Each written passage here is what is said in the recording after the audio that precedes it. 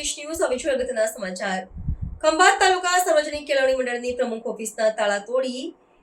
પ્રવેશ કરી ગેરકાયદેસર કબજો કરનાર 4 ઈસમો વિરુદ્ધ ફરિયાદ નોંધાઈ।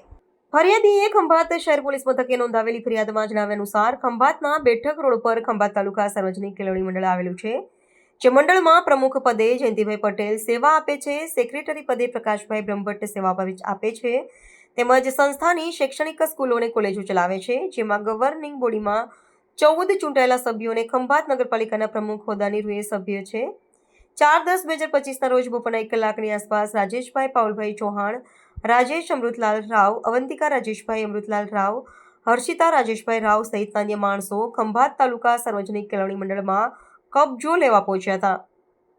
રાજેશભાઈ ચૌહાણ મંડળનો કબજો લેવા મુખ્ય ઓફિસનો તાળું હથોડું દ્વારા તોડવા જતા સંસ્થાના પ્રમુખ જયંતિભાઈ પટેલ અને જોઈન્ટ સેક્રેટરી પ્રકાશભાઈ મનસુખલાલ બ્રહ્મભટ્ટ અટકાવ્યા હતા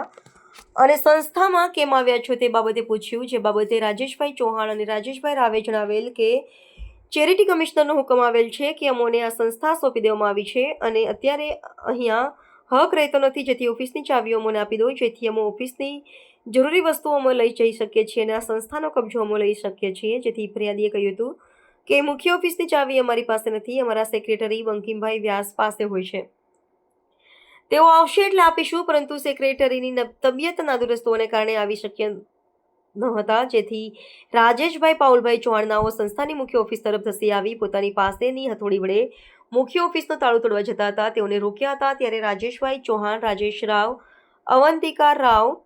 હર્ષિતા રાવનાઓએ ફરિયાદી અને સાહેદ સાથે ઝપાઝપી અને બોલાચાલી કરવા લાગ્યા હતા અને તમે અહીંથી નીકળી જાઓ, નહીં તો જીવવા નહીં દઈએ અને ફરીથી કેમ્પસમાં ક્યારે દેખાયા તો જોવા જેવી થશે તેમ કહેવાતા સંસ્થાના પ્રમુખ અને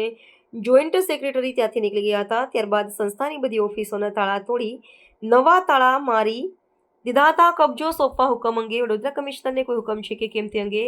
ખરાઈ કર્યા બાદ ખંભાત શહેર પોલીસે 4 ઈસમો વિરુદ્ધ ગુનો નોંધ્યો છે અને તેઓને ઝડપી પાડવાના ચક્રો ગતિમાન કર્યા છે। પ્રાર્થના સંદેશ ન્યૂઝની તમામ લેટેસ્ટ અપડેટ્સ માટે ચેનલને હમણાં જ લાઈક, શેર અને સબસ્ક્રાઇબ કરો।